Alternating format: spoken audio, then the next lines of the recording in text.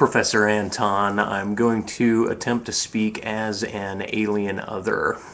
This video is created to produce an unequal difference with the stance of Professor Anton for the sake of new ideas for consideration. If it appears to house ad hominems, please consider taking these as a stretching exercise.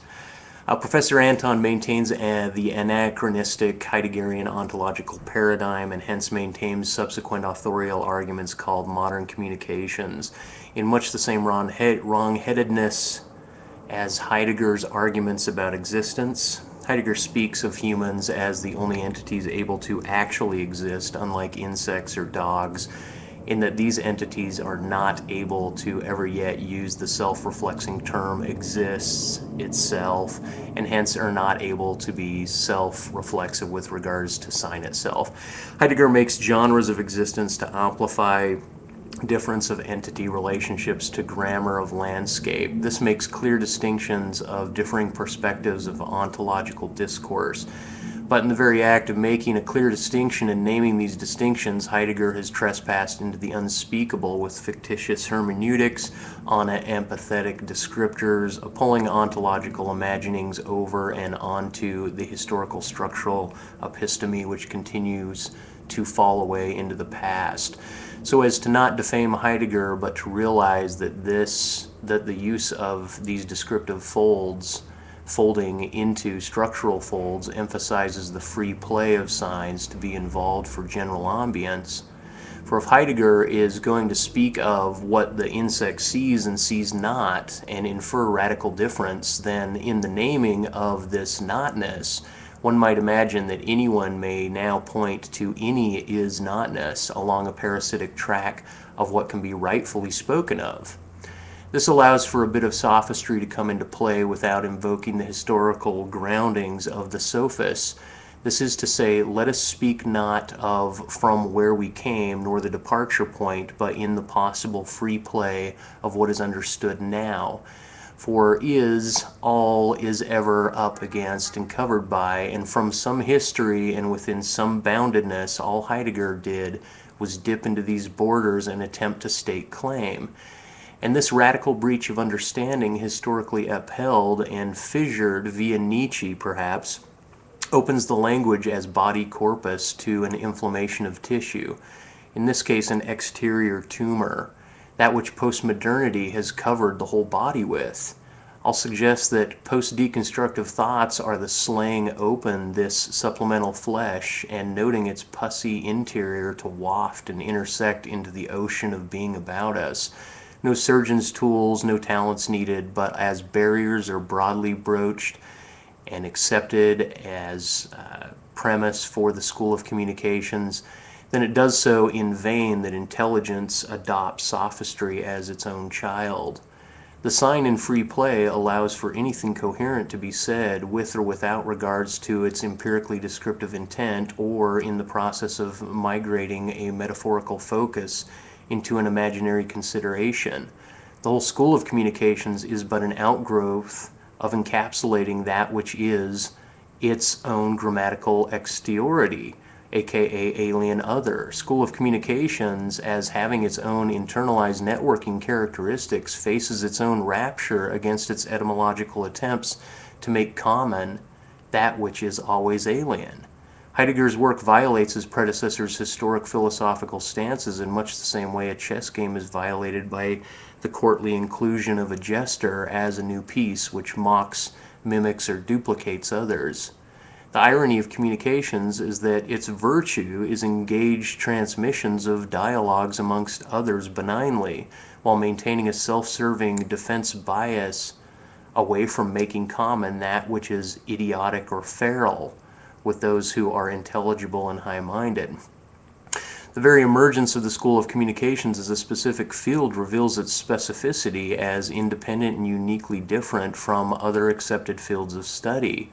An archaeology of communications as transmission of that which is common allows it to function as mortar amongst bricks. Heidegger is said to inadvertently promote Nazi ideals in much the same way the body of speaking by an internalized pointing of signs to a communal community of language speakers is said to warrant off the free play of the sign in order to maintain a centrism of language-speaking egotism, aka speciation. In much the same way, a human may not fornicate with a praying mantis, and that this may be considered natural bias. The free play of signs does not smuggle in a delineated bias against the phantasmagorical imaginings of such sexual conduct nor its expression.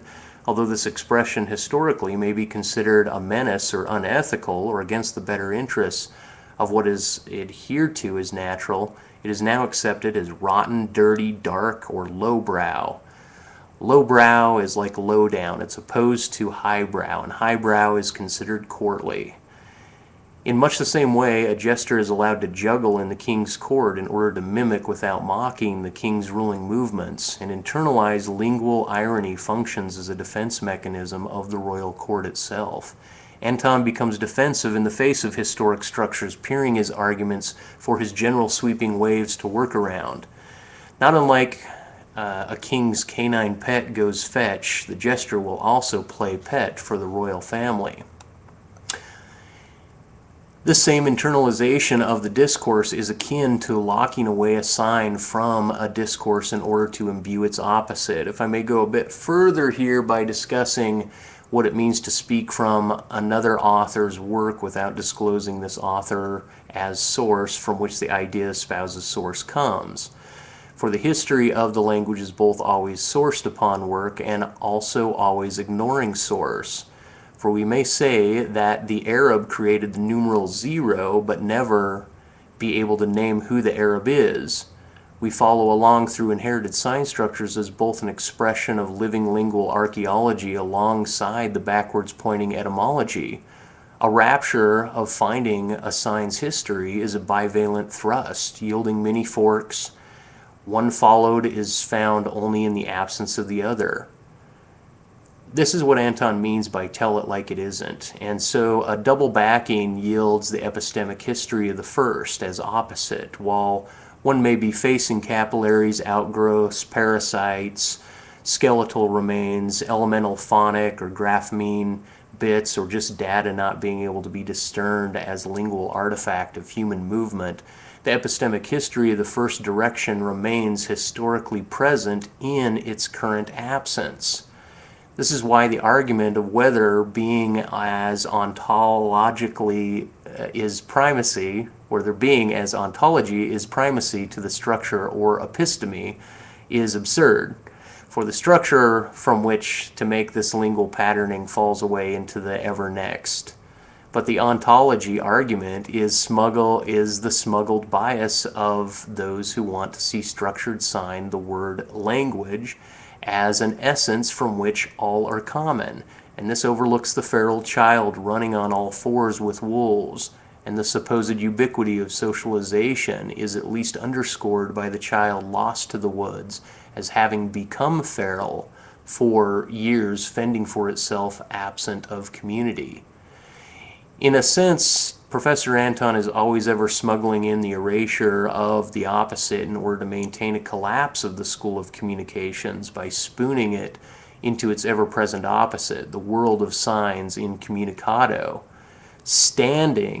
Not only standing, but standing within the halls of the universities, yet buttressed from the withoutness of the confines of the university. In order to illustrate this, let me both speak in the style of a popular postmodern philosopher while at the same time smuggling in the absence by not naming him in my expressions. The symbol 0 as a sign marks the necessity of a symbolic content to which the signified value is already loaded. For example, the grapheme 0 opposes the phoneme's absence in much the same way the 0 signifies an absent opposes silence. So if considered effeminate, the School of Communication sets its internalized curriculums of readings. It creates both an ambiguous exterior as it overlaps into the historically masculine school of philosophy, as well as claiming itself articulated both within the womb of literature and parasitic of literacy. The effeminate School of Communications gathers its articulated footings much the same way as the word literally